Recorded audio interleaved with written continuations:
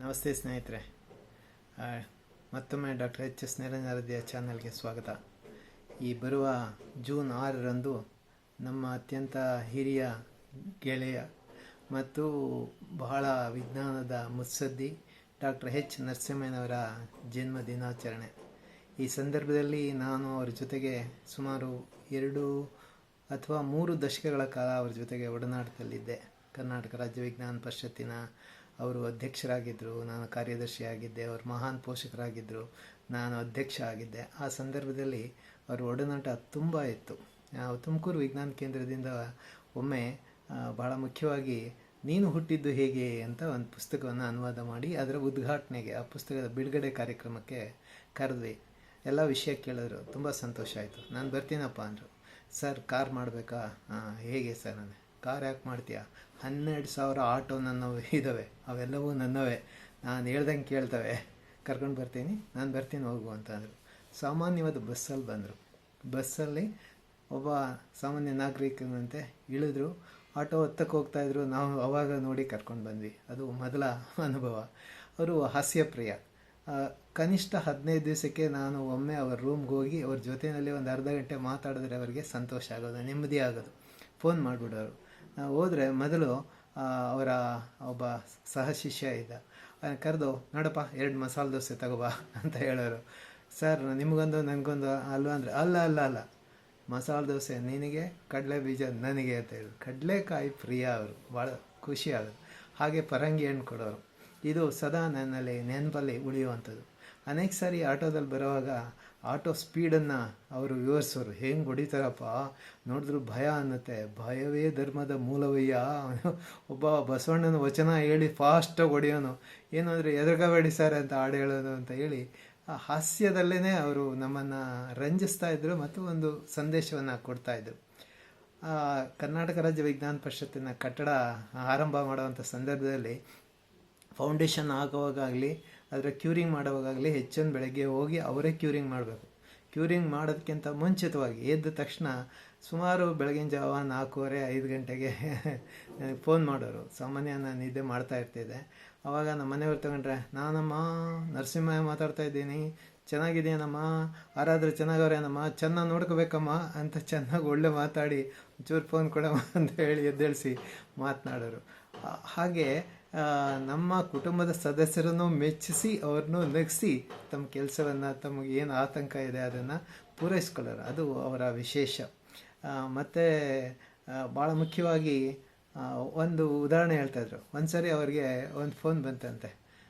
ಯಾರ್ರೀ ಮಾತಾಡೋದು ಅಂತ ಆ ಕಡೆಯಿಂದ ಫೋನ್ ಮಾಡೋದಂತೆ. ಇವರು ಫೋನ್ ಮಾಡಿರೋರು ಅವರು ನನ್ನ ಕೇಳ್ತಾವ್ರಲ್ಲ ಅಂದ್ಬಿಟ್ಟು, ನಾನು ನರಸಿಂಹಯ್ಯ ಅಂದ್ರಂತೆ. ಎಲ್ಲಿಂದ ಮಾತಾಡ್ತೀರ ಅಂತ. ಅಯ್ಯೋ, ಇವ್ರಿಗೆ ಸ್ವಲ್ಪ ಸಿಟ್ಟು, ಸ್ವಲ್ಪ ಹಾಸ್ಯ. ವೈಕುಂಠದಿಂದ ಮಾತಾಡ್ತಾ ಇದ್ದೀನಿ ನರಸಿಂಹಯ್ಯ ಅಂದ್ರಂತೆ. ತಕ್ಷಣ ಅವ್ರು ಫೋನ್ ಕಟ್ ಮಾಡಿದ್ರಂತೆ. ಹಾಗೆ ಯಾವ ಸಮಯದಲ್ಲೂ ಒಂದು ಸಣ್ಣ ಚಟಾಕಿ ಹಾರಿಸೋದು ಅವರ ವಿಶೇಷವಾದ ಗುಣ. ಒಂದು ನನಗೆ ಜ್ಞಾಪಕ ಇದೆ. ಈ ಸತ್ತವ್ರನ್ನ ಕರ್ಕೊಂಡು ಹೋಗೋಂಥ ವ್ಯಾನ್ ಇದೆಯಲ್ಲ, ವೈಕುಂಠ ರಥ ಅಂತಾರಲ್ಲ, ಅದು ಸರಿಯಾಗಿರಲಿಲ್ವಂತೆ. ಮತ್ತು ಅವ್ರನ್ನ ಬರ್ನ್ ಮಾಡೋವಂಥ ಪ್ಲೇಸ್ ಇರುತ್ತಲ್ಲ, ಆ ಪ್ಲೇಸಲ್ಲಿ ಕಟ್ಟಡ ಸರಿ ಇರಲಿಲ್ಲ ಅಂತ. ಅದಕ್ಕೆ ಅವರು ಒಂದು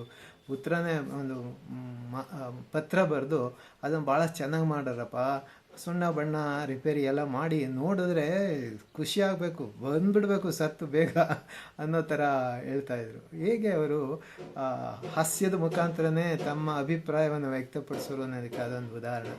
ಇನ್ನೊಂದು ಭಾಳ ಮುಖ್ಯವಾಗಿ ನನಗೆ ಸದಾ ನೆನಪಲ್ಲಿ ಉಳಿಯೋದು ಅಂತಂದರೆ, ಅವರು ಉಸಿರಿನ ಸಮಸ್ಯೆ ಆಗಿ ಹಾಸ್ಪಿಟ್ಲಲ್ಲಿದ್ರಲ್ಲ, 2-3 ಸಾರಿ ವಿಸಿಟ್ ಮಾಡಿದೆ. ಸ್ವಲ್ಪ ಇಂಪ್ರೂವ್ ಆಗೋದು, ಮತ್ತೆ ಅದೇ ಥರದ ಸಮಸ್ಯೆ ಆಗೋದು.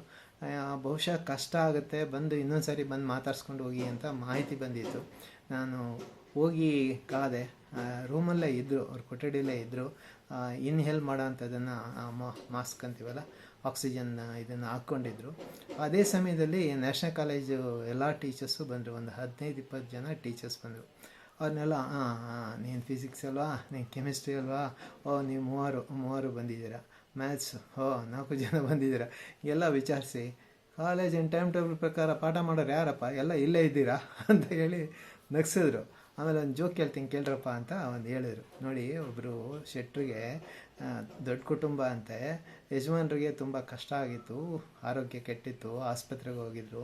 ಇನ್ನೇನು ಸತ್ತೋಗ್ತಾರೆ ಎಲ್ಲರೂ ಬಂದು ನೋಡಿ ಅನ್ನೋ ಹೊತ್ತಿಗೆ ಇಡೀ ಮಕ್ಕಳು, ಮೊಮ್ಮಕ್ಕಳು, ಮರಿಮಕ್ಕಳು ಎಲ್ಲ ಸೇರಿ ಹೋಗಿದ್ರೆ, ಯಾರು ನೀನು ಅಂತ ಕೇಳೋದು. ನೀನಾ? ಇವನು ಯಾರು? ಇವನಾ? ನಿನ್ನ ಮಗ, ನಿನ್ನ ಮೊಮ್ಮಗ.